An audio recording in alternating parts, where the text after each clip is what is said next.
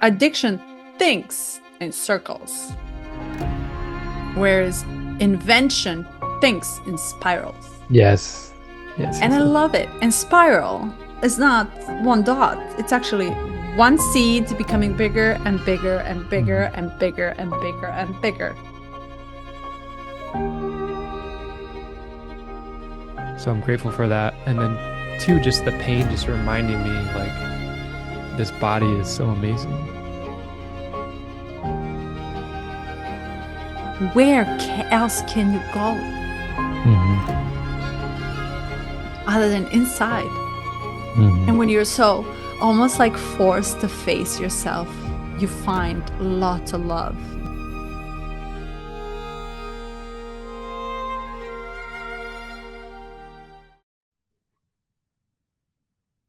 Wow. Hello, hello. Jinky 35. Today we have a special guest, Aisha, and Aisha has 35 in her sphere of radiance. And I Wow. think you are 2 weeks into the Jinkies like world ecosystem. So this is very new to you. But maybe to introduce yourself and talk about what is appealing to you about Jinkies, like why? Because you said to me after I think reading a few of them, you said, "Yep, I think I'm taking a deeper dive into this." Yeah. Yeah, I wanted to because I had done like my human design chart, but then and that was like super interesting. I felt like that was really accurate and I resonated with a lot of that. And then when you and I were talking about gene keys, and then I did my profile and everything, and you were like, yeah, they're kind of linked. One's like the more like masculine kind of side, whatever, and then one's more of the gentle approach kind of thing. And I was like, oh my God. And then I could see the lines and with like coinciding with the human design chart and then like the numbers on the human design chart with the gene keys. And I was like, what is this? This is amazing. I was like, this whole world just like cracked open in front of me. And I was like, oh my God, this is like, you have to just be like, okay, I'm in it because it's a rabbit hole. Yeah. Like it would just never end. Yeah. I said to you, Eric, at the back of the book, the Gene Keys book, and it was like, um, what was it? It's like to as a I spiritual love it. companion to contemplate over the course of a lifetime. Mhm. Like it so is. Like there's just so much here. So yeah, for me, whenever I guess it would be like most people who kind of have an interest with like mainstream astrology and their Mhm. star signs, and they're like, oh, Virgo says this for me this month, and then they're like, I love this because it tells them something about themselves that Mhm. they kind of they haven't really seen themselves, and it's like when someone or something reflects that back to you and you resonate with it without you even saying words, you're like, oh my God, that thing or this person gets me. So I was like with the gene keys, when I was reading about just all of them kind of thing in my profile, I was like, holy shit, this is amazing. So yeah, I think it's very new. I kind of looks like, what are they? Like my partner Luke is like, what are they? And I'm like, I don't even really know. I resonate with all of it. So yeah, thank you for introducing it to me. I love Yeah. it. I got the Yeah, book here. we're happy to have you here. And then Melissa, just so you know, Aisha started an accountability group and kind of was like reaching out to people on X. She reached out to me and was like, "It'd be so great to have you in this group." And I was like, "Sure. Maybe I can like make my business better." And I joined the group. And then her and another girl and another woman in the group, they were like, "We're doing health stuff, like tracking like our water and our diet." And I was like, "Am I in the right group?" Carly's like, "So Did you're in a she group trap with," me? yeah. Carly's like, "So you're in a group with two women that are doing like health accountability, I was like, it's not like that. It's more than that. And it was more. It like blossomed into a much bigger transformation. So I felt from that experience, I felt like at least introducing you to this and bringing you into this world. And then Melitza and I were talking about how do we bridge our experience of her and I talking with other people. And we thought, let's experiment with guests. And here we are. Number Yeah. uno, numero. That's so Yeah. cool. Thank you. I will forever be the first guest on Contemplating Gene Keys. That's pretty cool. Technically second. We had one back at 20. Well, Yeah. not in my world. This is the first for me. So First from Australia. yes, welcome. yes, yeah. Yeah. It's really cool to hear that you're actually called into this way of thinking. And I always brag. I like to brag about Eric. And he doesn't like to take the credit anyway, just saying. We're not that good at it. But I really like to brag about the actual intentional time taking to come back to the same space. And this thing just holds our anchor. And what's interesting is that we have evolved so much from the day one all the way up to 35. And this is what, a year and a half already of us coming back to the space and allowing keys to work its own magic through us. So it's really, really good to open this up to other people and open space itself to feel.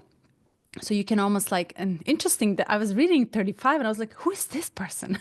And then I went through all my charts that I know for people and I couldn't find one person that has 35. And I was like, who is this person? And it's like, I want to ask so many questions. And as I took a note, I was like, oh my God, like, how do you do that? How do you drop in a card? How did you feel this? What's your experience? And I almost have this innate desire to really open that, almost like us women, we are almost like it's very easy to open up our hearts, right? So, and Eric already has a big giant heart that he's willing to open for the space, and creating such space for this type of contemplations is, I think, more healing than intellectualizing and philosophy about it. It's almost like creating a storytelling. So it's really, really cool to have you on board, and I'm excited. I mean, you're going to be grilled right now. Just this is your key. That's You get to both talk equally good and bad. So whatever, hit me. Really cool. Well, shall we ask you, or do you want to, if you feel comfortable chiming in to see just how did you feel reading this key? Because I think all three of us read it like an hour before this call, because I just finished reading it, so it's still fresh in my system. I got to like the first page and then my mind was just like going 1,000 miles an hour. And I was just like, just freaking read the page. So I was trying to concentrate on it, but I had read it. When I first read it, I resonated with the hunger very much so. It's like, for me, I'm always trying to do, or like trying to build. And before I read about 35, it didn't, I kind of had like an inkling of, maybe not even intellectually, just like it was just there, because when I had read about it in 35, I was like, oh yeah, it was almost like confirmation of something that was already within, that I already kind of knew. So yeah, I kind of tend to just build and do things and try and get to like another place that's from where I am and color it in the shade of, but I'm getting somewhere, or I'm changing my life, or something like that. And there's a bit of that, but I think when I read about the hunger and trying to fulfill just like this bottomless pit, I was like, oh yeah, I think I'm also doing that, then really honing in and trying to build something consciously and from like a stable core, as opposed to building just for the sake of it, not as conscious. So yeah. And then with the gift as well, essentially just coming back to love, that over the past maybe year or less than a year, I've kind of been exploring my experience with unconditional love, or lack of experience with unconditional love. And so I thought that was interesting that the gift was about that, and nothing else, period. It was just like, come back to love, frame everything from love. And yeah. So yeah. Really cool. So, and it talks about, and I actually have a question here. Does she feel this? Does she feel pressure? Okay, so it said down, no matter how you try to satiate your hunger in the outer world, it will never be enough. Our fate is sealed by the 35th shadow because no external crutch or method can ever replace the natural balanced chemistry of your body.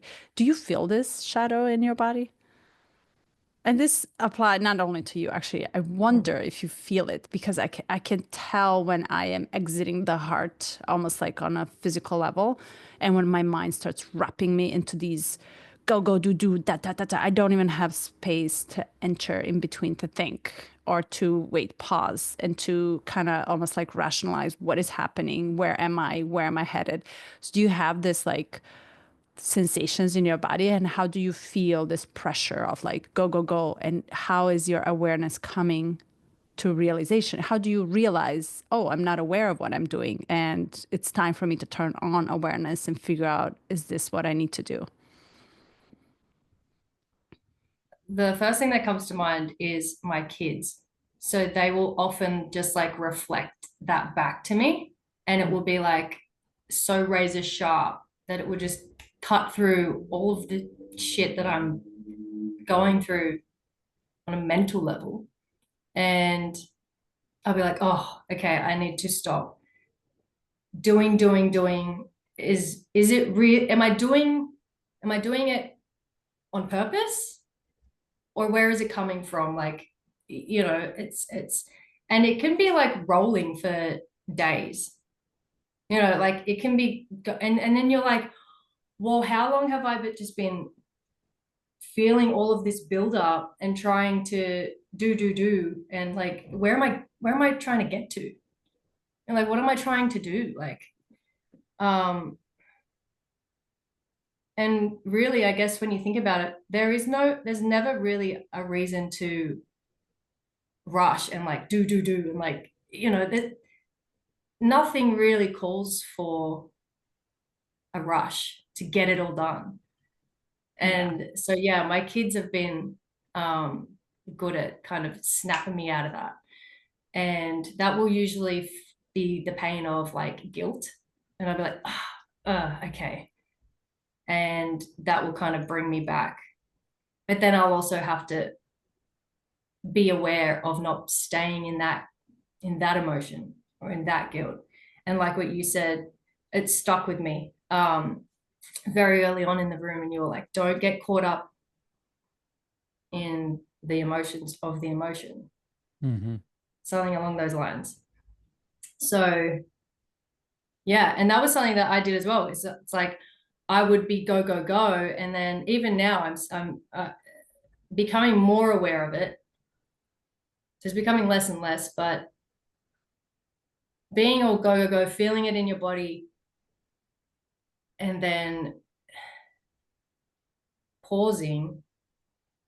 But in the pause, in that gap, it's like, then it creates the space for like the guilt or the regret or something. And you have to be so aware, not to block it out, but just be aware of what will fill that space. Because something will fill it. It's just, you can just look at, it's like a hole is being dug next to you and someone else is like digging, and you can just watch. You can just watch it being filled. You don't have to be like, hey, and freak out, or like attached to it. So yeah, that's been something that I'm becoming more aware of. What about you? How do you like stop yourself from like just coming back down it's tricky sometimes. Mm. I'll let Eric answer. He was smirking out there on kids. Oh So yeah. yeah. Yeah, to jump in, I had something and then I'll go back to your question, Aisha. But this being the partner with 5, which is impatience, patience, timelessness, I'm like, oh, so crazy because Perfect. it's like that's what's driving like the DNA to want to build, build, build, go, go, go, as you say. And when you have the reflection from your kids, which is such a gift, and when I experience this, it's like that emotion that comes in, we're then tempted to be impatient about the emotion itself. Mm. Like, how quickly can I move past this guilt? Yeah. Because fuck this. Yeah. Um, so I Yeah. just wanted to add some color to that. And then, yeah, it's, with experience, I feel like I gained some tools to then do better in the situation. And so with experience, I've seen the more I can pause or find peace in the present moment or be still or just try to be aware and not really chasing something. Um, the days stretch out like like all of a sudden I'm like, what do you mean there's no time for all the things that we want to get done? There's plenty of time. And then the experience of having my schedule full and chasing and having projects on the back end, and then the kids are like, they feel like they're right here all day long, and then the day finishes and you're exhausted and you don't even want to like read a book, and you wake up the next morning and the temptation is, okay, do the chase again. So at some point we're either forced to pause or we get to pause, but that experience for me was the teacher of like, remember this moment, because now, and I feel like this only happened this year, now you know what it feels like to have timelessness in your day. And don't you want to recreate that as much as possible? Mm. So that doesn't mean I'm perfect 10 out of 10, but I'm leaning more towards that lifestyle because, you know, and somewhere in like the programming too, we are taught like what are the retired couple that are gardening on their property? What are they doing? They're wasting their years or they're not enjoying themselves. Little did I know. So Mm. Mm. how about you, Yeah. Melissa? Well, I don't have a children to switch that on for me, but what I'm actually experiencing with this is these gaps that we were talking. I think it was the 33rd or the pre 32nd gene key. And Aisha, I don't know if you kind of go key by key, but they kind of evolve to more complex and more light somehow and more simple, but Mm. yet heavier. And in the 31st or second, we talked about these gaps in between thoughts. So the mind comes and goes, thought after thought, start, end, start, end. And there's no gap you can enter in between. It's almost like you can't even pause. And when I find my mind racing, it gives me the menu. And the menu reasoning for everything, to procrastinate, to stop, to say no, to Yeah. almost like it's almost like freaking out. It's freaking out. And it's freaking out for me to do anything, to take these leaps. And leaps can be just, let me try to read a different subject, for example, or let me watch a horror movie. I hate horror movies. No, no, Right. no. So it presents me with a big menu and all the reasoning why I should or should not. It actually is doing a lot of work and it's full of effort to make sure it feels somehow as if it's an entity, it feels safe. He wants to make sure, and it's almost like frantic and manic or panicking. And I find that my breathing goes also following. So the moment I identify with it, with its truth, it likes to territorialize, it likes to say I, it likes to claim, it likes to state the truth as the only one. It's almost like in the fisty feisty in a fighting mode for something, right? And when I am aware I'm only aware through the breathing. I get to my awareness that that's happening, and through my breathing, because I'm like panting, I am fast, I am multitasking. I can do a lot of things at once. I can go, but wait a minute. Where is my heart in all of this? And then it's a joke because I started laughing. I was like, holy shit. It's like, it almost feels like I left heart unattended, and it just kind of like I left it behind. So I had to go Yeah. kind of, oh my God. And then suddenly the awareness comes and it opens me up and sobers me up. My mind stops, and heart, the entire process of coming back to the heart becomes very patient and very slow and very intended, very tender, very soft. And that totally transmutes my entire chemistry in the body. It almost feels like, oh, but no matter what the fears, no matter what the scares out there, no matter what I have to do and to survive, I'm still going to be fine. And then slowly coming back into the heart really feels very much, I can breathe, I can relax, I can surrender. The shoulders, my entire body feels it. So I'm seeking to almost like build awareness, capacity to awareness. And when these gaps happen, when my mind kind of almost takes a second to the next thought, when these gaps that I can enter to pause and think. And Eric, you mentioned also, it's like, I need to pause. Like, where can I stop for a second and think? I just think about what is happening just for a second. And I think that does miracles.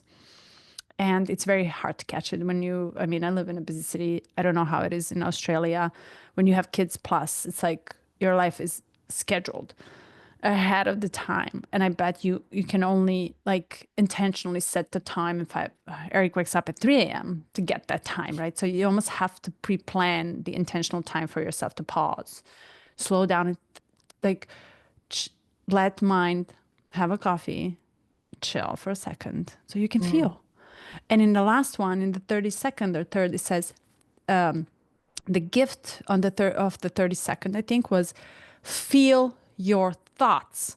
It's like allow yourself to feel what you're thinking. It's like, is it somewhere in the body? How do you feel about this thought? So if we become skilled to feel the thoughts, then we're also entering depths of our gifts, exiting the shadows that are, almost like stuck in the mind too. How do you feel about all of this? It's funny that you said that about feeling the thoughts. I guess it's still feeling the thoughts, but maybe feeling the energy. Yesterday it was like things were a bit heightened, and I was like, is this my feeling in my body? And I was like, my mind was going, and I was like, is this mine? Is all of this mine? Or am I tend to feel a lot from others, and I will be unconscious to it, and I'll just automatically think, oh, I'm feeling this way, or whatever. I'll just take it on board. And so yesterday I snapped out, and I was like, hang on, is this mine, or is this like someone else's? Is this like my partner's, or is this like the kids' energy that I've taken on board? And I kind of just went like, put a boundary around me. And I was like, I don't think that was mine at all. And so I think like with that, you have to feel into, what are you thinking? Especially being in a big city, it's everywhere. Like it will come through in your thoughts, in your feelings, in your body. And you can't just like be like on guard all the time and be like, no, but you have to kind of, it just takes awareness and like practice and that becoming normal of just tuning in and being like, are these my thoughts? And you'll feel that in the body, like what you said. Because I think if you just keep it at a mental level and you're like, are these my thoughts? Well, a thought can turn into another thought, and then a thought and thought and thought. But the body won't lie. And then it's like the heart won't lie, and you'll know, okay, well, what does my heart feel like? versus what does the body feel like, or like my neck. Maybe it's just the neck, you know, but if you hadn't tuned in, you're like, I'm feeling this, or like, you know, you'll generalize it, or it'll be broad. But if you can just stop and then be like, what am I thinking? What am I feeling? Where is it? Oh, it's just a thing. I can let it go now. And then in that, like you said, it's like that's coming back to the heart. Like that you've come back, you've reset, and just go about it and do it again, because it'll happen again. And then you just have to be okay with that ebb and flow. I think a lot of people put a lot of pressure on trying to be aware, and then it just does the opposite thing. Like, I haven't been aware today. And you're like, yeah, but where's that coming from? Like, there's I haven't heard that. I haven't heard it, someone said that. Is that the thing in Australia? no. I haven't been aware of Or anything. like, you know, it's like people not saying it, but thinking. It's like, because there's such a light on awareness, and I feel like there's a lot of people trying to get ahead or trying to change themselves or better themselves, that they would just see other people doing it, like maybe meditation, let's say. They'll be like, I'm going to meditate because I feel like that's what I should do. And then they'll just do it. But it won't go any further than, I've seen that person's like getting sick, like, you know, having success with that. I'll just do it. But they won't actually tune in and be like, I would like to do that for me because of what I think, and how it would benefit me. So then they've already stuffed up because it's not grounded in their own intention, or they haven't been aware of it. So let's say they go to meditate and they're like, oh, I didn't do it. And they kind of beat themselves up, and they just look at it like a checklist. And it's like, they're trying to get somewhere where this person is, and this person is genuinely aware and genuinely more at peace because they're meditating, because that was a conscious choice. And this person's just gone copycat, I'm going to do this without any kind of awareness within themselves. And then so they're just chasing something, again, coming back to the hunger. Funny that. And it's like they're just trying to fill it. And even when they try and fill it with something so pure as meditation, it's not filling them up, because they've seen it outside. They've gone, okay, I'm going to take that, I'm going to do it. And it gets them nowhere because they're not conscious inside of that decision anyway. So yeah, back to like, you know, people being like, oh, I've slipped back in my awareness or something. And I guess everyone does that because it's a common thing, but it's funny how it's funny how like some people will be, or you'll slip back and be like, oh, I wasn't aware. And then that is like taking you away from awareness. Do you know what I mean? It's like, you're saying I haven't been aware, you're trying to be aware, but you're like going further away from awareness because you're like, I should be aware. So yeah. I think what you're touching on is like spiritual materialism. It's like the desire, the desire to not be material and not be in the world, but then it still has the same flavor of hunger. And I feel, and you also mentioned like stuffing things in to this gap or this space. And I just want to bring this up because I feel like this will kind of evolve the next stage of our conversation. He says, the only way to redress the basic chemical imbalance within the 35th gene key is to make the leap out of the shadow frequency altogether. And this means that you must first understand your chemical dilemma, and then you must face it with every fiber of your being. It is awareness of the problem that will finally break the grip of the shadow frequency. You must enter so deeply into your genetic craving that you break its power over you. And I think this is the first paradox of this key. And any thoughts, Melissa? Any thoughts? Oh, don't run away. Speak your mind now, Eric. And you're like, he's good in reading and then letting me talk. No, no, no. I want to know because I actually highlighted the same exact thing. And I was Of like, course. how do you get so deep, so uncomfortable to sit with this? Almost like I'm dying if I don't have this. I'm gonna freaking disappear. A manic episode of you sitting with yourself so deeply, so uncomfortably that you look at it in the face and you come even closer and even closer. And Eric, you remember our you feel like a shit? You remember the short video? You feel like a shit? Then sit Yeah. and feel it. Yeah. And if you still feel like a shit, still sit down and feel that too.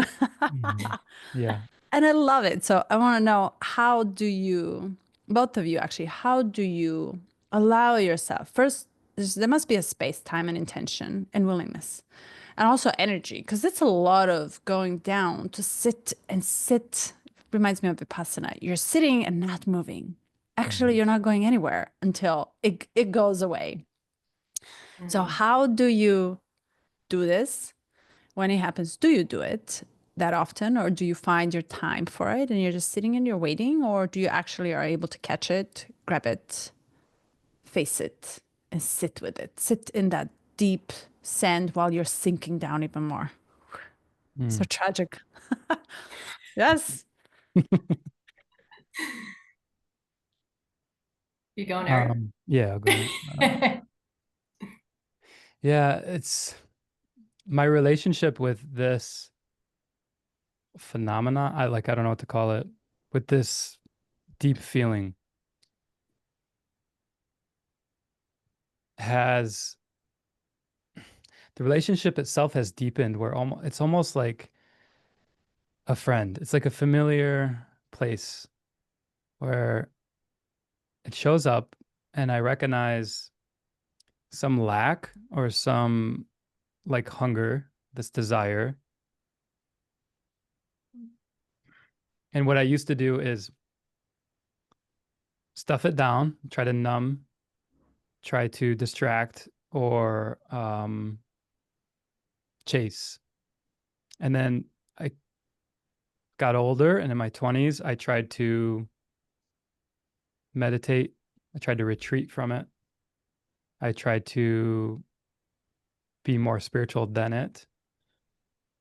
And then now it's like it's either side. And I recognize it's just one side of the same phenomena. And one thing that really helps me is like kind of like zooming out from a body perspective and recognizing that this individual experience is part of a greater whole. And I know this sounds very mental, but it is totally a body experience. And then I just like, it's like saturation. It's like just immersion in the moment. And that's how I would describe diving in and going in. And I think I only have the awareness or the capacity for that because of many ego deaths and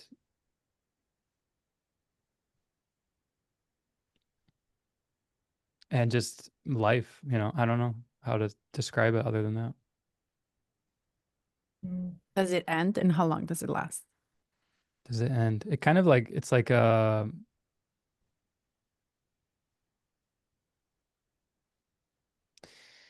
that's the thing is it's not a different state.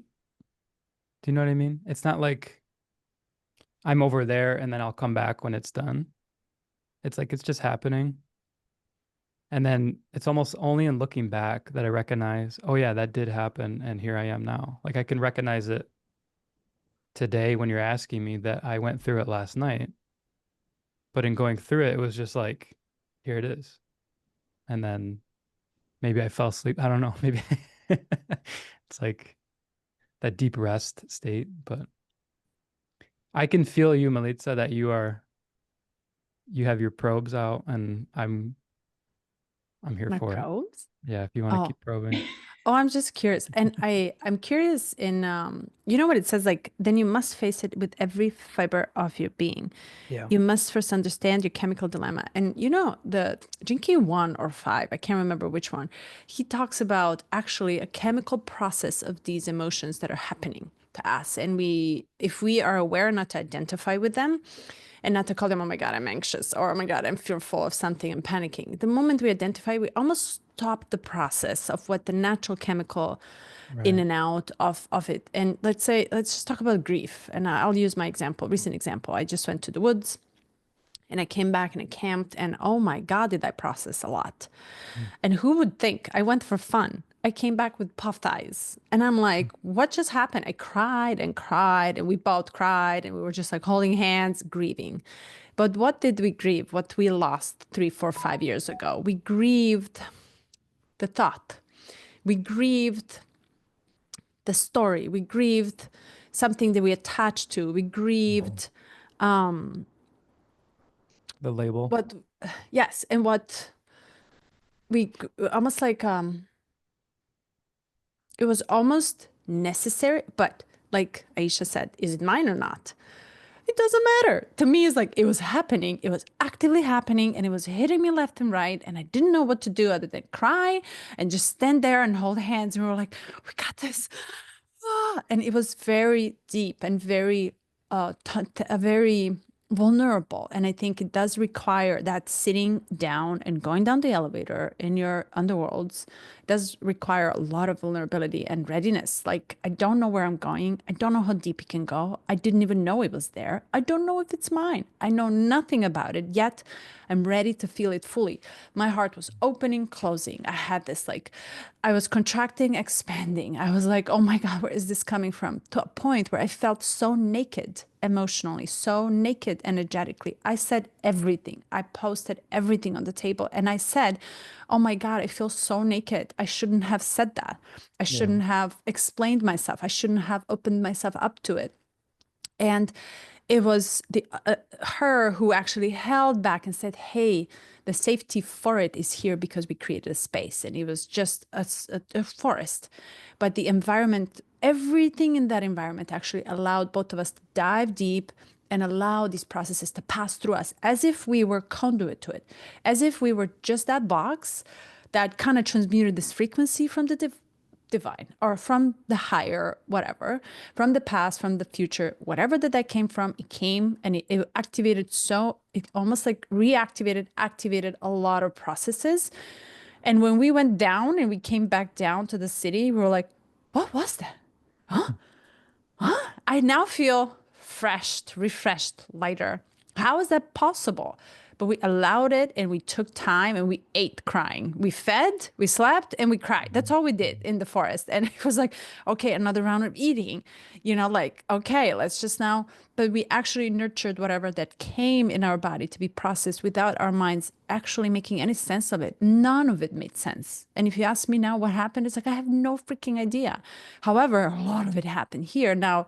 And, like now I feel different because obviously there was a chemical reaction in it. So that's how I process. That's how I see it, is sitting with every fiber, crying it until there's nothing else to cry. And there's another river coming and you're kind of welcoming it. For that, it takes Friday, Saturday, Sunday. Sometimes it takes a forest and going off grid. It's literally going in the desert. Like, we always say everybody goes to the desert like nobody, and they come back with somebody because it's almost like it's allowed space for whatever that wants to come in to enter. It enters. So I guess I also don't know whose is it mine or not. I agree with that, Aisha. It's like I freaking have no idea. But what I know and I'm aware of, it is happening right now. And I can't do it later. It has to happen now. So I sit and I cry and I sit in it and I'm like, okay, again and again and again until it stops. Yeah. Thoughts, Aisha? I actually went through all of this morning. So I'm starting YouTube. The past 3 days, I think I recorded the video on Saturday. What is it today? Monday. Saturday, I started editing it. Sunday, I was like, I'm not doing this. I need to just chill with my family. I need a break. And then so I came back to it on Sunday. And then that's so funny because like just quickly going back to the time thing, vocalizing it now and actually going through the time I spent doing it, in my head, before I just said that, it felt like I had spent 3 whole days just editing a video and just rapping in my mind, just being like, it's not good enough, cut it here, do this, do that. But after saying that, it was only like 2 probably really big, intense kind of windows. Anyways, so that was building. And and whilst I was doing that, there was a lot of like this not good enoughness, the perfectionism, all of that stuff. All the whilst I have like, okay, going on the podcast, just playing. And it's like, fuck, you're not ready for this. And then like, so that's happening. Like my partner Luke is like, when are you gonna put your video up? When are you gonna post your video? You've got to do this. And then Eric's like, how's it going? And it's just this whole me stepping into this whole new world, this whole new reality. And I have things in the external reality being like, yes, when are you doing it? And like confirming that step. And it's not even just about, you know, putting something on YouTube or coming onto the podcast. It all boils down to not feeling worthy, not feeling good enough. And that goes really deep, and then it just manifests how it wants to. So if you were to go like 72 hours of that, just like that bubbling and simmering inside. And this morning, my mind was racing, like racing. I had like jitters in my chest, and I was like, okay, just breathe, just calm down. But then I was like trying to force the calm down, and then I wouldn't calm down, so I would get more racy about that. And it's just like this dance, this tango, and it's like, haha, we're really fucking with it now. So then I was like, okay, I got to get ready. I had a shower, and then I was just like, just cried and cried and cried. And I had this speech like playing from Bashar. I don't know if you've both heard of Bashar. Yes, well, he has like this 5-minute speech that I listen to every day. And he's just like, you are light, like come from the heart, all of this stuff. And so this is like blaring to the side of me, and I'm just like bawling my eyes out from the depths. And it wasn't like like a sobbing. It was like coming from time, like my lineage, and I could feel it. And this has happened before, and so I knew what it was, and it was like a release. And when my eyes were closed at some stage, it was like I could see this self that was emerging externally, what I'm stepping into. It was like she was being like, she was at the bottom of a tunnel, and she was like being like that as I was crying and like letting all of this out.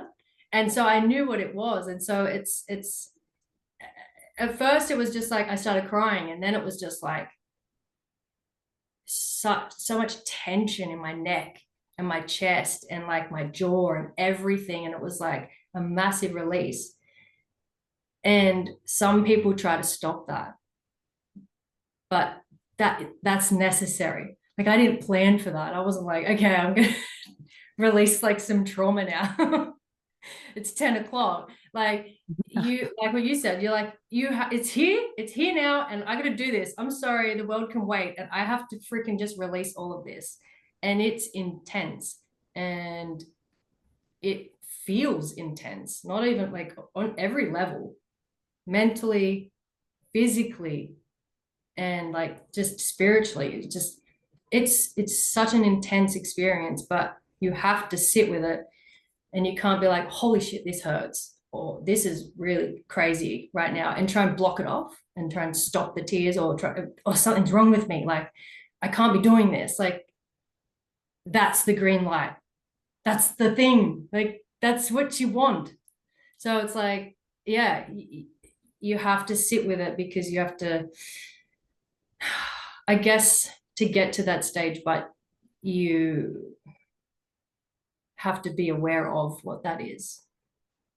And I think maybe little steps. It's like, you know, maybe don't go super far down in the depths. Maybe just do a little bit, you know, like cry a little bit and don't force it away. And then maybe next time you know, you'll cry a bit more, or you'll go a bit deeper. That's been my experience anyway. It's been like just allowing it to happen. If I go to journal or whatever, sometimes it will result in like some heavy releases of emotions. And it would just be one line. Like I'll just be, you know, scribbling away, writing away, questioning my feelings, my thoughts, the days where I am. And there was one time where it was just one line that I wrote, and I just dropped the pen, and I was just like, ah, and it just all flooded out. And when that happens, it's almost like I'm out of my body and I can see myself releasing it. It's not like I'm in it and I'm identifying with the sadness or the grief or the guilt or anything. I can see it's like I can see outside that it's just the body. It's like it's just the body releasing, or it's just some kind of release. So yeah, I think it takes time to get to that stage where you need to go deep. And even then, like all of us are still not even like that deep. It's like there's so much more. So yeah. And I'll just add one thing to it, because, you know, it just popped up. Two things, actually. Eric, you got to hop on. Otherwise, we'll just take over. But one thing I noticed is that it never ends. It's almost like the capacity, building capacity to handle it. And we're so prone to run away from it naturally, because we want to defend. We are, you know, mechanism and programming comes in and says, reject, I don't want it. And when you look in our psychological development, actually through the stages all the way to 30, 40, and you're like, oh my God, now I have to face myself, have to be responsible. So it's almost like the layers of it protect us away from it, and we learn how to resist it very well. And we don't have a good example in our parents. No parent will give you two. Will give a good example of how to. You almost have to actually learn how to reject it and refuse it absolutely, in order to slowly start welcoming it back. And oh gosh, I missed. Let me see. I totally lost it. But the building a capacity. So we have capacity for pleasure in life. We're aiming for bigger. We're aiming for pseudo pleasures. We're almost like very good in enjoying the pleasures. Good. We're not good in dealing with the other side of it. But in Tantra, it's the other sides are necessary. Both sides are necessary in order to gain that clarity, or almost like a harmony in self, like as the both energies are necessary to be kind of almost like cocktail of both. But like you said, we're not good. We're not there yet. I don't know what there is either, but gaining the capacity to handle the states that are arising inside is very much like, oh, well, welcome. Yeah. You feel like shit. Oh, where have you been? Yes. That's how I feel now. I'm like, oh, I like this. I think I said to you, Eric, I was like, people hate this shit, hey. People just don't like this. And I was like, I like it now. I reframed it because I know what I get from it. It's like I release, and like you were like, you came back home and you're like, I feel so much better. What the fuck was it? But I feel better. Yes. And then it's like you have that association with, like, it's like peace with such darkness. So funny. And then you associate that, you begin to associate that, and you're like, I feel so physically like bad right now, or heavy, or full of emotion. And now it's like you probably yourself, both of you probably think, no, this is a good thing. Like, I can get, like, the juices are flowing. This is great. Yeah. And I'll almost take a step further and say, if I'm able to explain it in my mind, I'm not processing it in the body. And if I'm actually questioning everything about it, if my list of questions does not equate a list of answers, even if I have an answer for what I'm actually experiencing, why, what, when, where, how, all of this, I am so in my mind and so far away from my body. How about I don't question anything? Yeah. So the questions are my cues that I'm in my mind, not in my body. So I am practicing how not to question the states rather than, okay. What about Yeah. you, Eric? Well, I just want to say congratulations to both of you, because those are I'm big failing. things. Thanks. Like, Yeah. it's like the way you described it, I'm like, that's extreme. Like, that's a tidal wave. So, like, we have different layers and versions of depth that we get to experience, and you both went really fucking deep. Like, so yeah, congratulations to you. And what was your question, Melitza? um,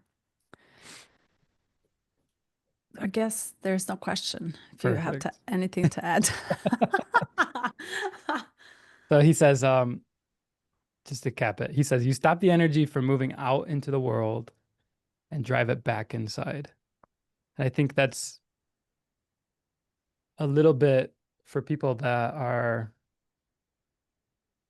not quite having the experience to understand what we're talking about. It's if you can drive a little bit of the energy within and make sure that this isn't, because this is an externalization. The mind goes out, right? It creates the stories, the labels, the attachments. So when we go in a little bit more and then a little bit more, as much as we can hold, and then over time you gain capacity for that. And I believe that, at least in my experience, that the women in my life have much more capacity for the depth than my own personal experience. Like the stuff that Carly's told me and the stuff that you've told me. And yeah, so I think it's really cool. And just to add one thing to that too, it's almost like giving the mind something to do because it cannot be not doing anything. And if we don't initiate its attention towards sensations in the body and like how do I drop into the body? It's like we can really only drop through the sensations of the body and being aware and connecting to these parts of the bodies that are giving us the sensations. So when you feel anxious, where do you feel anxious? Yeah. Ooh, in my heart. How does it feel? And finding that texture of giving mind the work to do, but to bring you back into the body, other than leaving there and sending you there in the past, present, future, or whatever elsewhere outside. So the way to come back into the body is through the sensations. And sensations and senses are actually very helpful to drop in, if not through meditation or if not through the breath work too. That's why the breath work is what brings you back into it because you're following it. And I think I talked about this before too. It's like my awareness used to be outside of me. And I would envision myself outside of my body until I slowly realized that, oh my God, I'm there. I'm not here. Let's get back into the body. And I think I heard someone said that shamanism is actually, the whole point of shamanism is to bring back the soul into the body so you can sense that layer of self inside your, limits, physical limits and skin. Well Yeah. said. Do you want to touch base? Oh, Yeah, go I think I know what you're gonna ask me. ahead. Yeah. Repression reaction. Yeah. Aisha, do Yeah. you with repressive nature being bored, reactive nature being manic, how do you resonate or not with those states? Yeah, when I was reading about these, I think it would be more the manic. I think I resonate more with the manic. I don't think I'm bored. Like I don't think it's the sense of boredom. Mm-hmm. Yeah, I don't see that in you. So when you've had states of like maniacal behavior, maybe as a child or whatever, like what's the feeling? Like where where are you in that state? Do you feel like you're scattered, or do you feel like you're like catapulted? Like how does it feel? Scattered for sure, because it's like, because it comes from uh the rush. It comes from rushing. It comes from being impatient. That's how I see it. And yeah, the reactive 35th shadow is too busy to be bored. Busy is rushing and just filling nonstop. So, yeah, it's very scattered. So I think when I'm in those states, like if I look back, I can see I want everything done yesterday. I want it like there's just not enough time to get it all done. And yeah, I just feel really reactive. It is, yeah. It feels reactive. It's like inconveniences, I'm reactive to them because ultimately you're in my way to continue being busy. Like just stop stopping me. I need to be busy. I need to keep filling these things. I need to keep getting to there. And it's like the image that just pops up into my mind is like someone on a treadmill with like the donut hanging in front of them. And it's like you're trying to get there, but it's like you're not getting anywhere. You are not getting any more closer to that donut. You are just spinning on the same spot. And so it's like trying to like feed that hunger and like be busy and just keep doing the things. It's like it's not getting you anywhere. So that's how, yeah, I would feel scattered. I would, it's just all over the place. My focus is just fragmented everywhere so that I can do everything at once and like try and feel as much as I can at one time into the bottomless pit that just will never fill. Yeah. And like this is bringing up for me just the idea of when we're not present, our energy, it's actually an energetic scattering that's happening. And then when you can drop into presence, all of a sudden you feel the energy come back and you're like, where was I? Because this has been exhausting. Do you feel like the other side, because at some point it catches up to you and then you have this like this body ache of like, I'm exhausted. Where are all my parts? Yeah, that's how I feel. I'm trying to rein that back in. Yeah. Yeah. And so one of the biggest reframes that I feel like you both touched on is the sense of adventure. Like going into the depth, it's like, oh, we don't have to label this as a negative thing. This is like, let's go in and be joyous about the unknown and figure out that discovery. So in the gift being adventure and all about love, Melitza, what did you highlight here? Well, one thing, heart breaks in the mind. When we talk about the heartbreaks example, I'm just giving the example and relating with someone. That's a good one. I'm heartbroken. I feel heartbroken. My heart is so closed, right? So all these statements in trendiness that I'm hearing recently a lot, I was guilty of saying it. In the beginning of I feel heartbroken. My heart is broken. It's like heart breaks in the mind. It does not break, actually. It stays open. In my experience, it almost stays open. This thing closes it. It's almost like, oh, let me tell you why you should feel heartbroken and incapable of loving. And when I mean love, I mean in loving in anything in life, even bad manager, even like even a hater online, right? Even somebody who has such a strong opinion or is politically one-sided, right? So almost like the heart doesn't know how to do that, really. The mind knows very well how to put us in the opposite. And I love that this is the only way to get out of this anomaly. By the way, we didn't talk about this shadow actually being the only anomaly that he explains later on in the Jinki. It's like as if it stands on its own alone, and yet it's like the hidden path to it all. Yeah.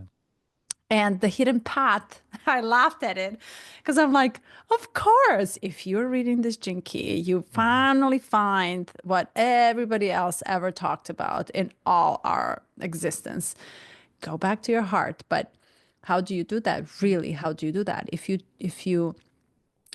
It takes that rising of that awareness, and that's a practice, that's a catching those gaps, to me that's a catching yourself up that I'm not willing to engage in exchange, that it's disruptive for me. I'm gonna stop, and yes, you can hate me, but I'm gonna choose love, and let's see how that feels.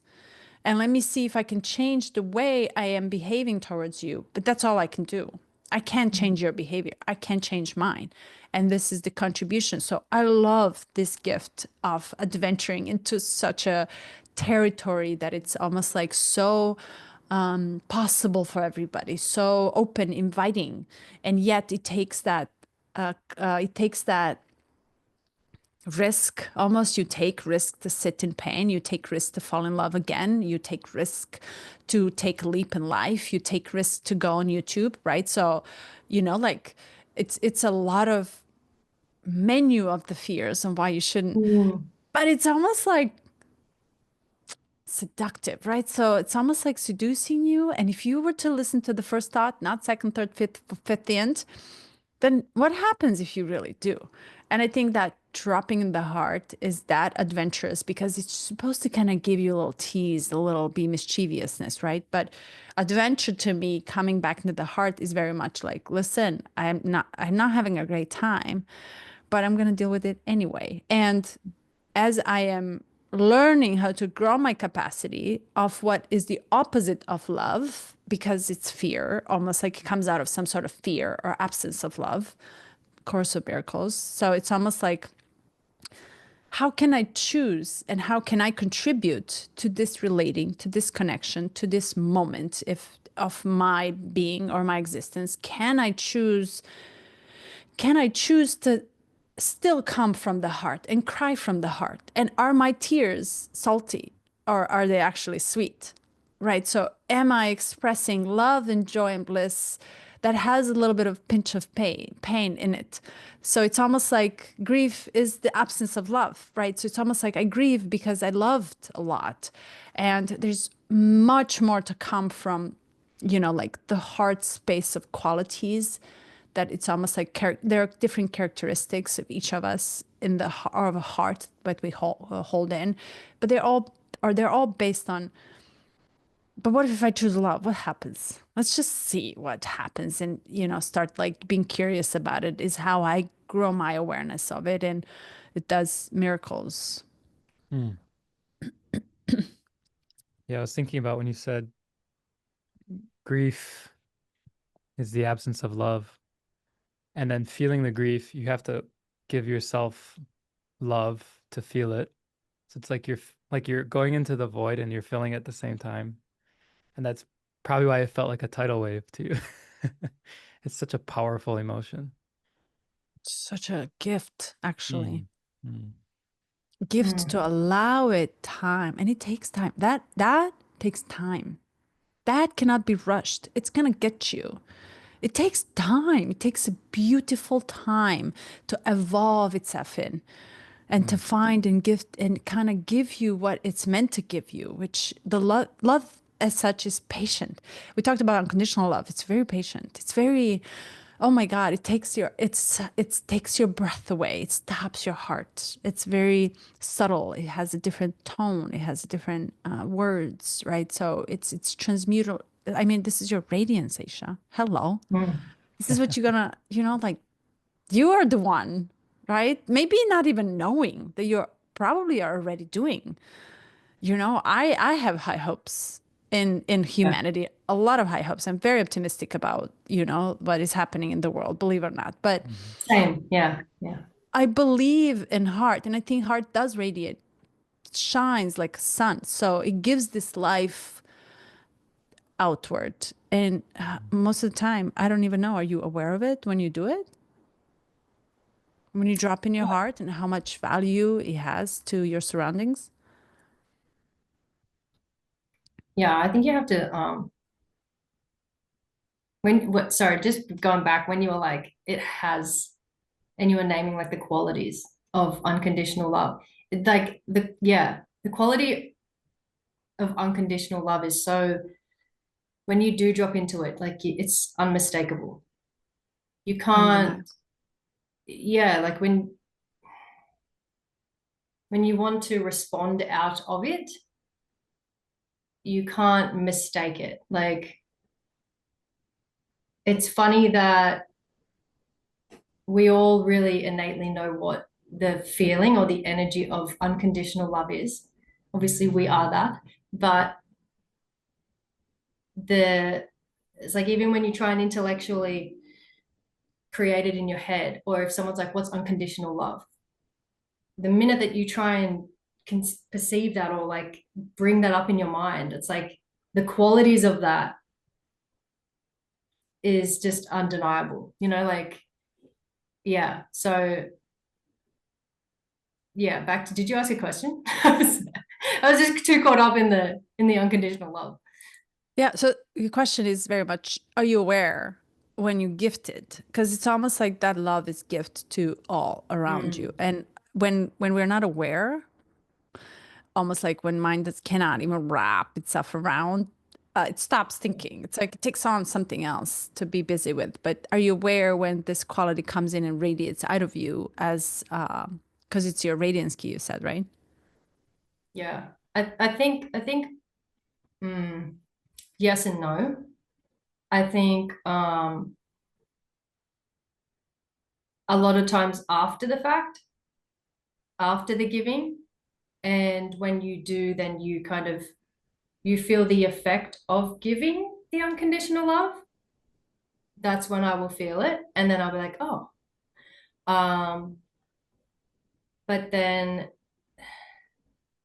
when I do also give, lately, if I've been giving from the space of unconditional love, it will be me choosing to feel and gift from that space. But before that choice, I'm usually feeling some kind of reaction or reactivity. So it's like I'll want to react negatively, or say like out of unfairness or something like that. And then I'll catch myself and be like, no, no, no, just respond from unconditional love. And then I'll feel that. And yeah, I guess feeling that is, yeah, I don't know. I can't really describe it.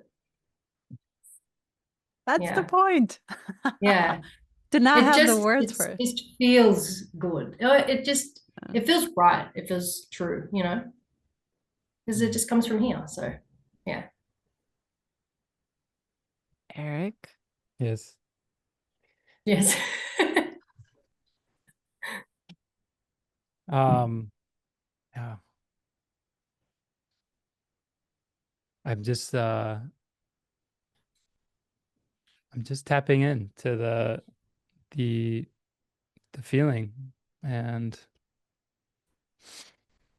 yeah, it's cool how, so what you're referring to earlier, Melissa, is he says the 35th gift is the only place within all human DNA that human beings have a choice in how their reality is constructed. And it took me up until probably Gene Key 31, maybe, or 32 to really get. And then when I introduced Gene Keys to Aisha, I was like, yeah, really, the whole journey is from head to heart. That's the whole thing. Yeah. And so when I got to this one and reading it, I'm like, I was just kind of crying a little bit in the gift, and crying a little bit more in the siddhi, because um yeah, it's, if you happen to be reading this Gene Key, then you have stumbled upon the greatest single secret hidden with all human DNA. You have found the simplest and easiest secret. And they originally named this one Easy Progress. It's the easiest and quickest way to change your life for the better.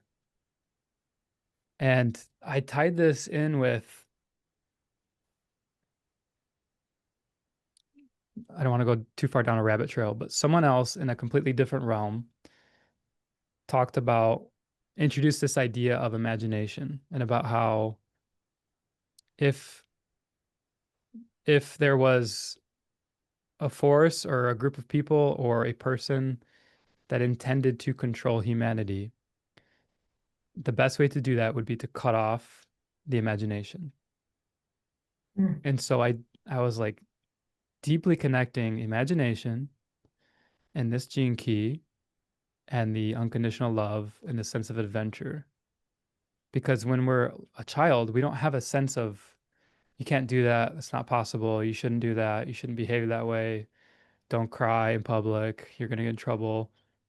We're just, you know, at least if we're not stifled too much, we're just free. We're just free to explore and be in the world and have the grandest adventure. And then when we step up through life's stages of programming, we find ourselves bored by it and beaten down by it, and like the in that system, we're cut off from our heart. We're cut off from our natural radiance. And I found it so interesting that, Aisha, that this is your sphere of radiance, because I'm like, shouldn't this be everyone's sphere of radiance? Like, wouldn't Mm. this unlock it for all of us? Like, if you tapped Yeah, like in. what does it mean if it's just in some? Like Yeah. what does that mean? Well, Richard would say, like, we're all meant to experience and unlock each of the Mm. gene keys. It's, the profile is kind of like the initial starting point, or the map that we come in with. But yeah, this one is, it's so cool, because if you only had one gene key to like read to someone, 55 is cool, because Melissa and I we both have 55, and 22 is pretty awesome. Like, there's some cool ones throughout, but like, if you just had one chance, it's kind of like, if you were stuck on an island, which book would you bring? It's like, you would, now that we know it, now that we've read it, you would take 35, because it's everything. It's going to unlock Yeah. all of it without you even reading it. Yeah. When you said about kids, and it's like when you're a kid and you don't have any of all of the programming and stuff, like you naturally are unconditional love and you naturally are adventure. They are like the two biggest, if not the qualities of children. And for, if you look at a child, there's just no veil up until a certain age, obviously. And it's just so pure, such innocence. There's like no malice. It's just straight from the heart. And even when it's raw and like, oh, Yeah. it's still from the heart. Like, Yeah, my 4-year-old's like, I hate that, or I hate you. And I'm like, okay, yeah, I can see where that's coming from, and you're so precious. And he's like, no, I really hate you.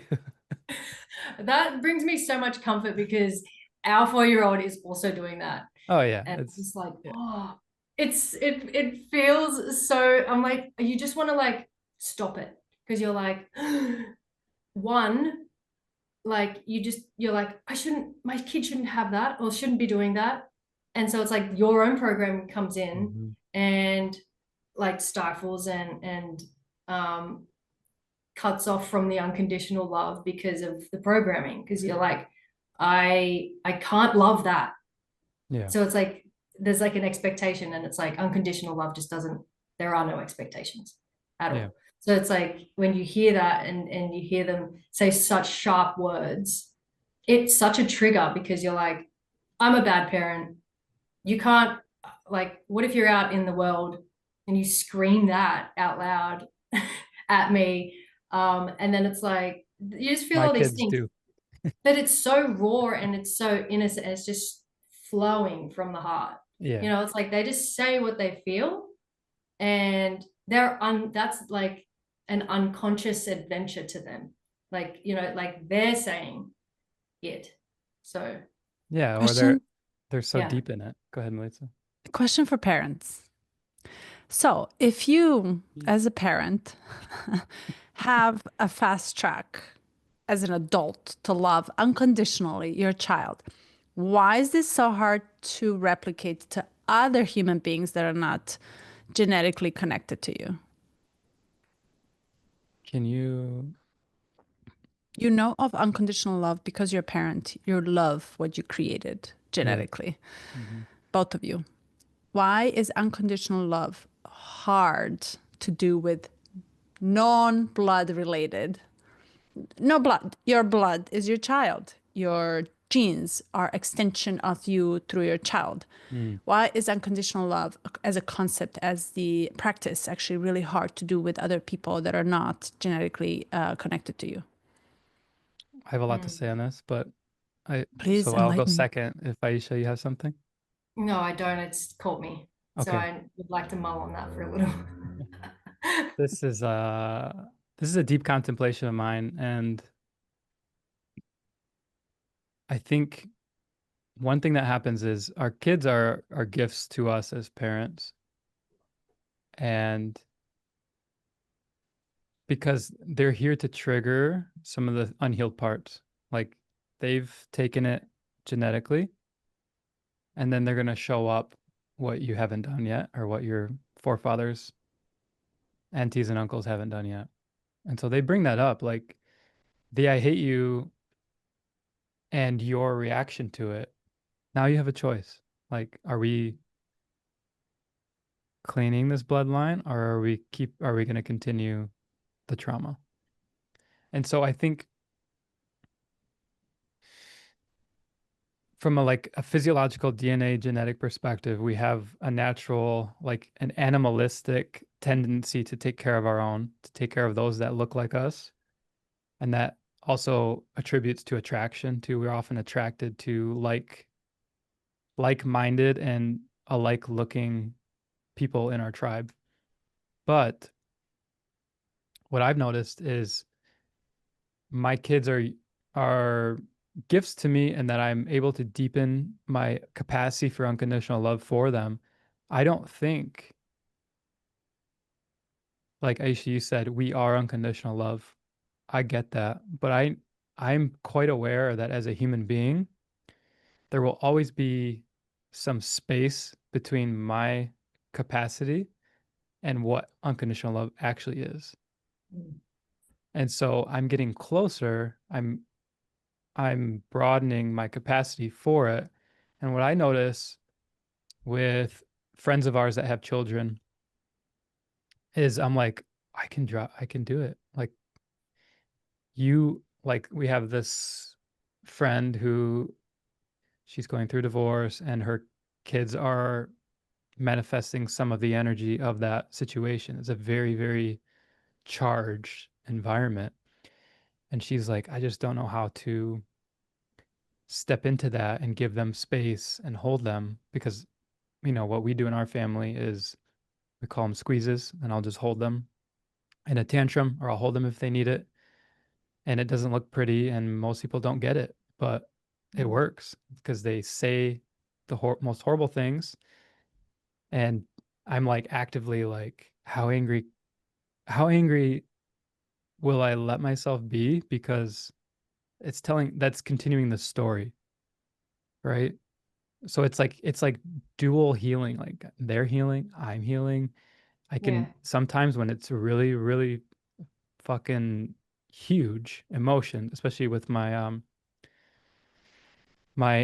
Aries moon 5-year-old, he can just send it. uh I'm like, oh, and we're healing like back. We're going through the ancestral lineage. I kind of lost where I was going, but I feel that I'm gaining capacity. The squeezes and feeling how Yeah, every yeah. individual. Oh yeah, and now I'm like, does any parent need? I mean, I don't know how that would play out. I haven't done it yet for another parent's child. It would be probably very uncomfortable for them. It would probably be very uncomfortable for the parent. And I'm sure it would be very uncomfortable for me, but I'm still like, if it's needed, and if you need the example just for that, I'm here for it. And I will do it, because I've seen what it can do for my kids, and I've seen what it has done for me. And I want that for the world. So it's like almost like, now that I'm radiating a bit more, I'm like, I want to almost like spark the nodes so that the world can radiate, right? The best thing I can do is not have a perfect life, have a perfect family. It's to plant seeds and let others water them. Like I mean, that's all we can hope to do, I think. But did I even answer your question? Okay. You're practicing unconditional love when a child comes at you and really triggers big emotions in you. So you actually are not reacting to it. You have a choice not to react. And I assume it is because you don't expect them. You don't have expectations of them. And can you replicate that in adulthood, in other types of No. relationships, when your Mm. heart stays open, though you know what is happening inside of you, you're able to catch it faster with your child rather than someone where you connect so much an attached way to survival. And in adulthood, in relating to other people, it's very hard to love unconditionally, actually, because there's an expectations, out of mind of traditional ways of Yeah. thinking and connecting and attaching. So how is it actually really hard to replicate the unconditionality of open heart and yet understanding whatever comes your way from an adult? Yeah.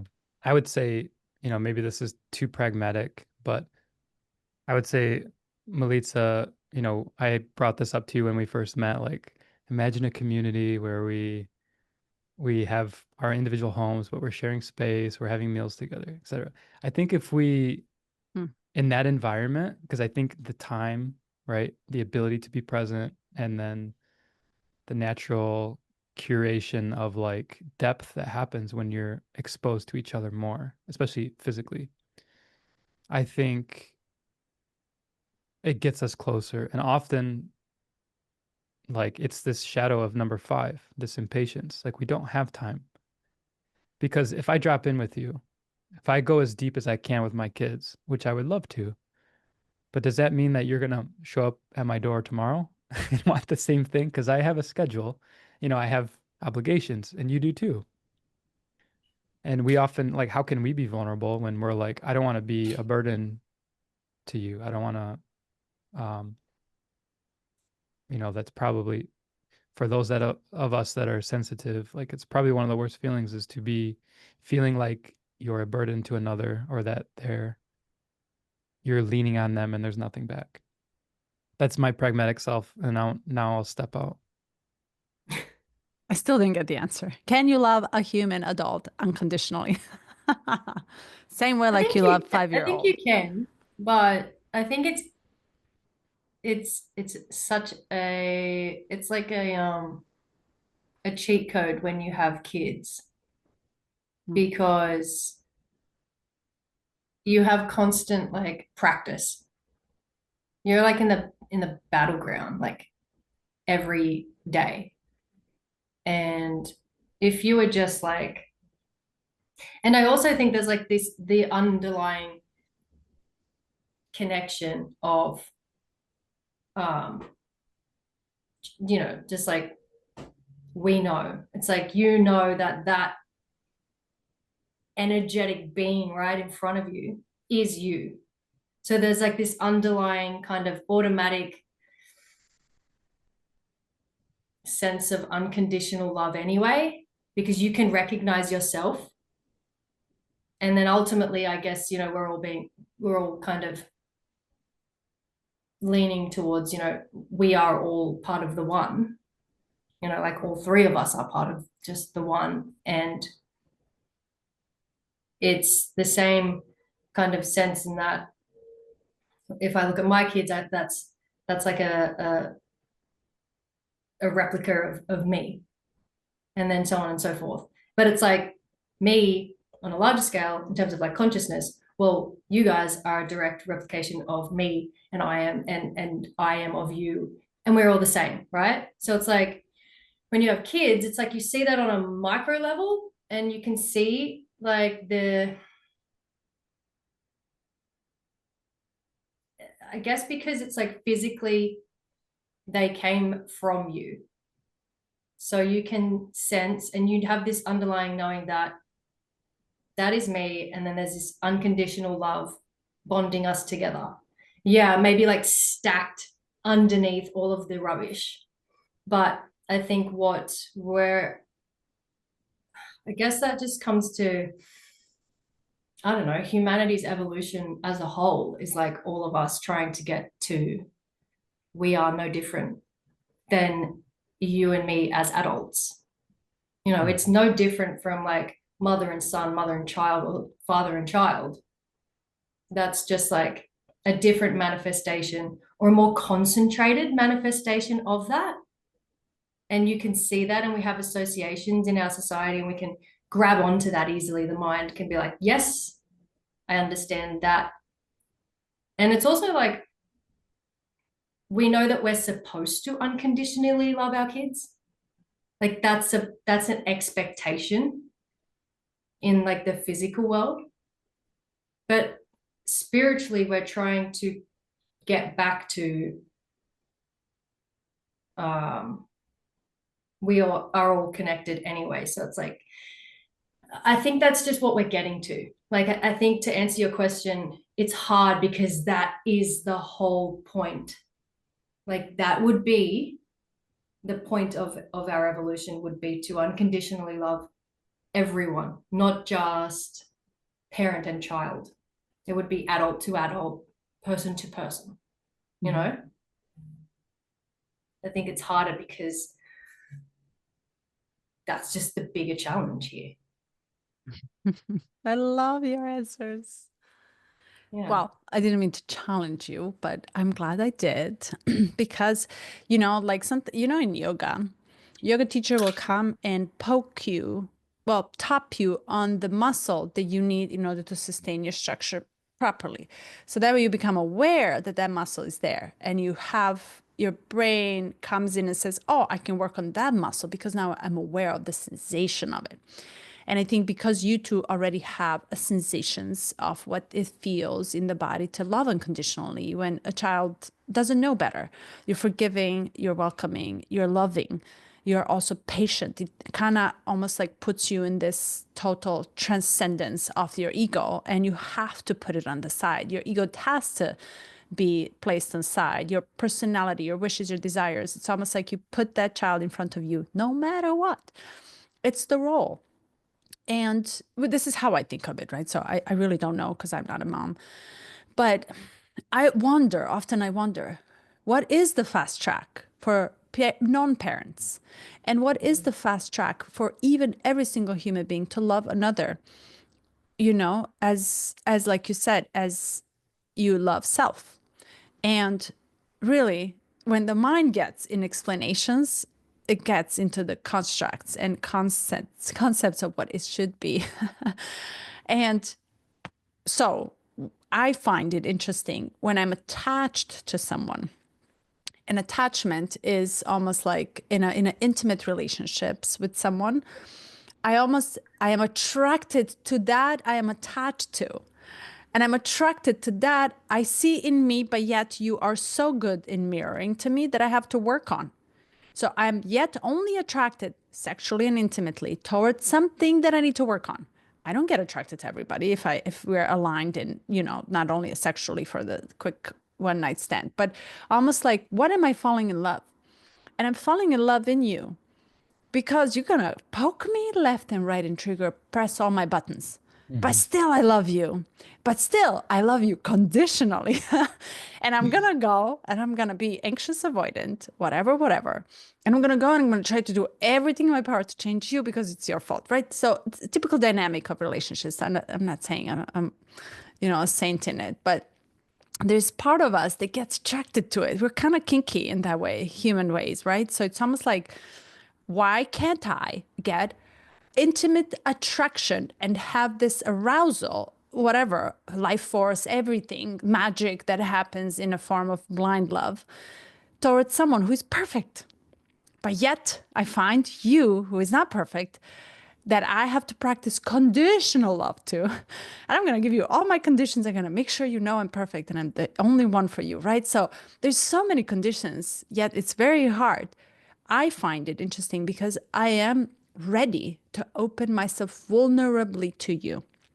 So many Thank you. intimate parts is I want to open my heart, my soul, my energy to you. I am intimate vulnerably. I'm vulnerable and intimate with you, who I share everything, including my body, my portals, my ascendant, like you name it, every single thing. And I'm afraid you're going to squash me.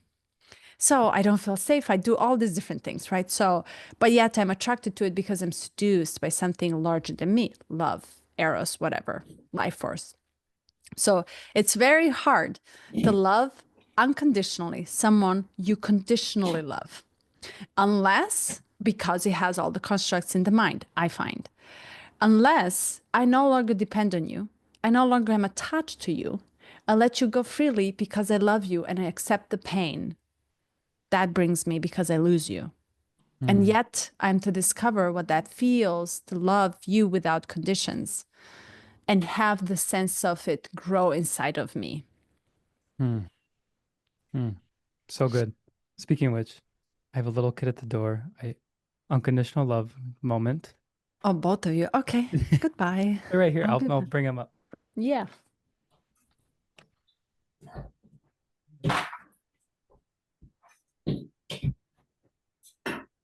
He's at the door and he said, "Dad, I want a hug and a kiss." Hi. Mm. Is he number 1, 2, or 3? Number 2. Oh. I thought this question kept coming up. The question to respond to the question is like, why can't we unconditionally love another adult human being? And you gave a very comprehensive answer, Melitza, but what came up for me was, well, why can't we love ourselves unconditionally? And interesting how you pointed to the desire for the triggering relationship or the trauma bonded relationship to deepen. Like, sure, it can be a kink, right? But it can also deepen our capacity for it. I guess we're attracted to the conditions though, because that's the name of the game, right?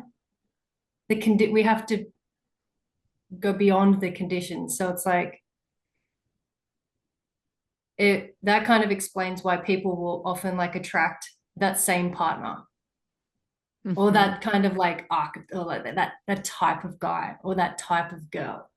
And it's like you keep attracting the same conditions that you need to grow beyond or you need to look at.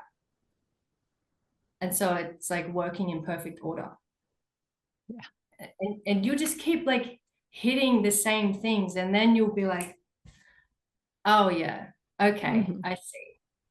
And it's just the repetitiveness. Like you just have to repeat and repeat and repeat. And then I think once you, like how you're saying, you know, you can just drop in and love your kids unconditionally.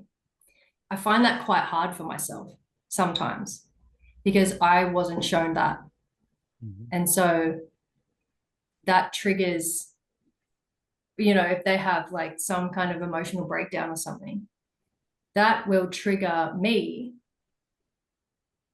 And I will have to be consciously aware to respond with unconditional love and just hold space instead of trying to stop it, stifle it, like just squash it, because like that's what I was kind of used to. So it's like you have to learn the unconditional love. You have to get triggered. And it's like with kids, you would have heard this, Eric, and it's like your kids will often or like reflect the same parts of you, like how you were. It's like, oh, you're exactly like your mother or father or whatever. And I'm finding that. And I'm also realizing that, well, yeah, it's a lesson. I have to use it. It's the same thing being mirrored back to me, so I can then grow beyond that. It's like, yeah. So I think the conditions are the purpose. We have to, yeah. Do you two love your partner unconditionally? Sometimes. This is not a state to sustain, by the way. Sometimes. And I'm learning that too. And it's, yeah, that's like a constant like reflection. Yeah. That's why we love him. Mm-hmm. Yeah. Today I had a moment, it was like a little bit out of body, when I loved Carly unconditionally, and then I saw her like whole being light up, and I was like, the awareness happened almost after, of like, look what you did. You created conditions that you like by stepping into unconditionality. Isn't that interesting? Paradoxes all around. All around.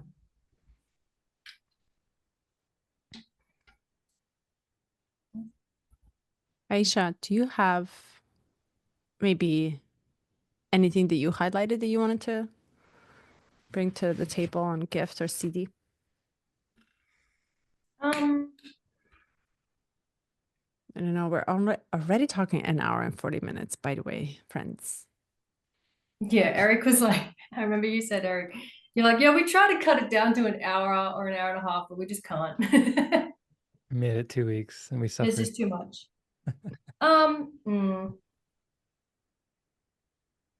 No, it's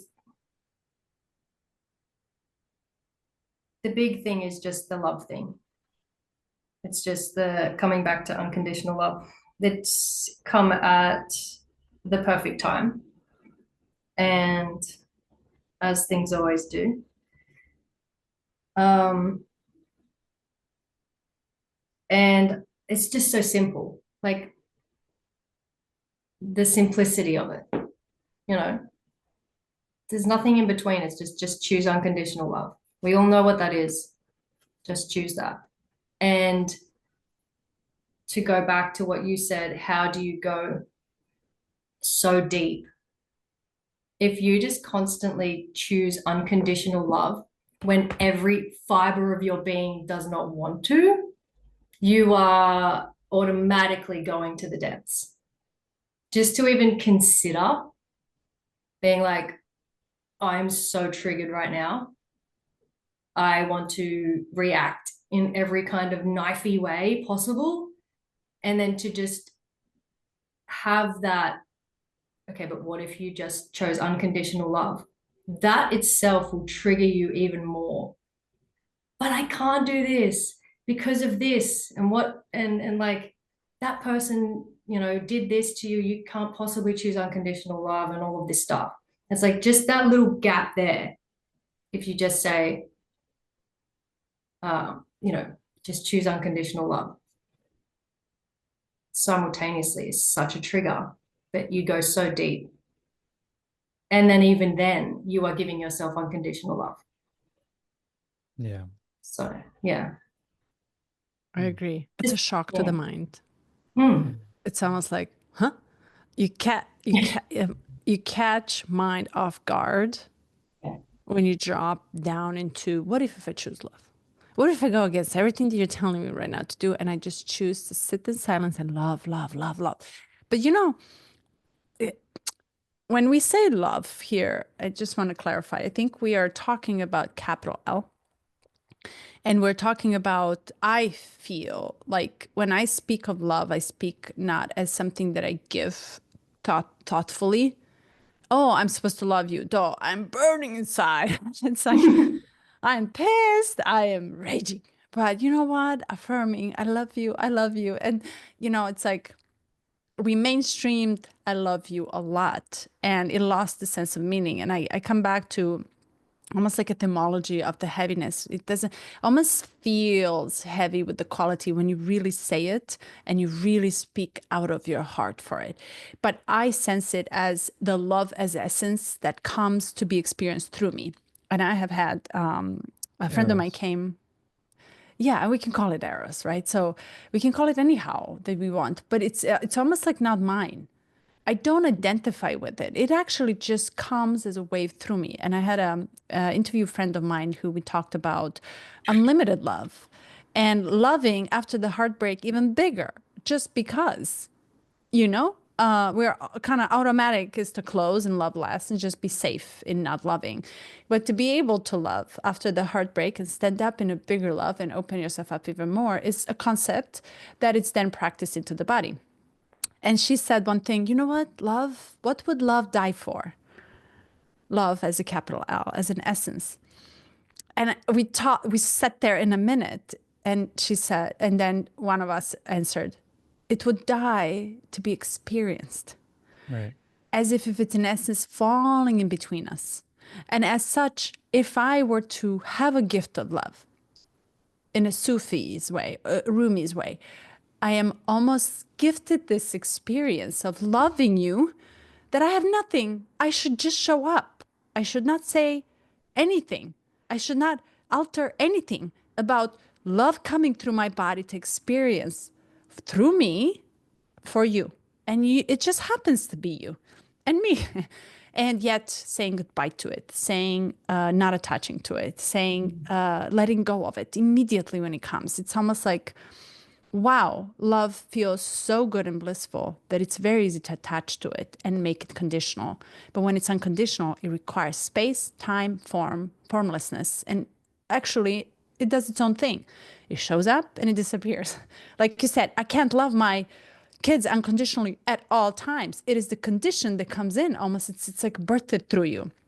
It's almost like gifted to you. You feel it in your bones. You can't help it. And it comes as a rage at you. And you're like, oh my God, I love you so much. You're a flower blooming right now. You are feeling almost like what the reality of unconditionality feels like. I don't think we're capable in the human body. I don't think in the mind, because we have a mind construct to sustain such states for the rest of our lives. I'm like, if we're enlightened, we wouldn't be here. Hello.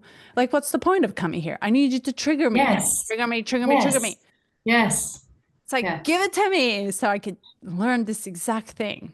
And that's how I think of it, because I don't know how else to sense unconditionality other than learning how to let go of what feels so good, which is love, loving, magic of it, magnificence of it.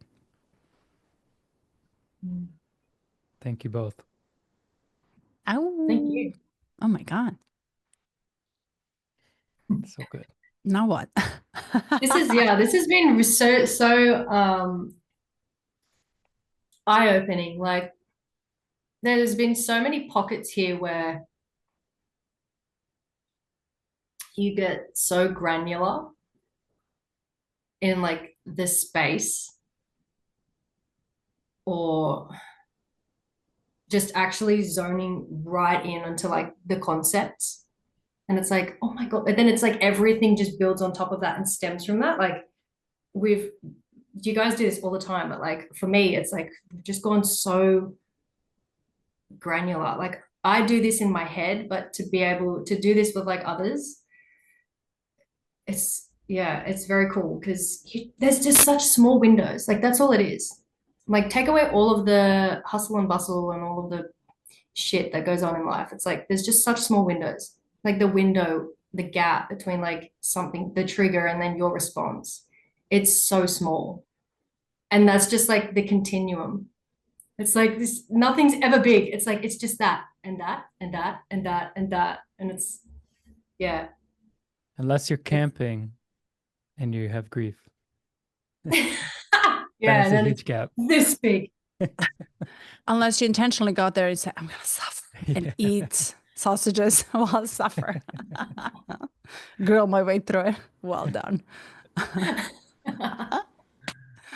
Oh my God. Thank you so much for joining. Eric, thank you for bringing Aisha here. I think you're welcome to come and join any session you want. This is really powerful space. I think we all heal from it. So it's beautiful. And time flies. It stops, actually. Right. Thank you so much. Thank Thanks you, for thank you. inviting me, Eric. Yeah, you're so welcome. Yay. Yeah, I might come on. Let's check out my other keys, my other gene keys. See what else Totally. is there. What do you guys Yeah. got planned for the next one for 36? We actually have to go back to 34, which is my sphere of radiance. Ooh. We skipped ahead for you. So Yeah. Oh, thank you. it worked out great. Yeah. Providence. Totally. Let us know if you want to join. And we're going back to 34 and then we're just continuing the same. Blah, blah, blah. And we figure out we're full of shit in the end of everything. It's like, oh my God, we're just. Yeah. This is so true. Melissa, we should get like something like maybe a shirt, and it should just say "Remember 35." Oh, I thought you were gonna say we're full of shit. Don't listen. Oh yeah, Don't yeah, follow. We're full of shit. Remember 35. Yeah, but I remember, yeah. We should totally get that. It's time we swag this Yeah. podcast. Swag. Yeah, do it. Get the All merch right. out. Love you both. Thank you. Conditionally. Don't get Yes. your heart all in a bundle. Well, I will hopefully see. Well, I'll see you, Eric, but I will hopefully see you. How do you say your name again? Milica. Militza. In my head, I keep going to say Militia, but it's Militza. Yeah. That's what Carly did for a year, and Melissa never Did you told let her her it was go on wrong. for that long? Yeah. Listen, I practice dare you? unconditional love. Yeah. It's not I can only be the seed and example. So who cares? It's just a name. But yeah, thank you. Love for both of you. Thank you so much. Okay, ciao. Bye.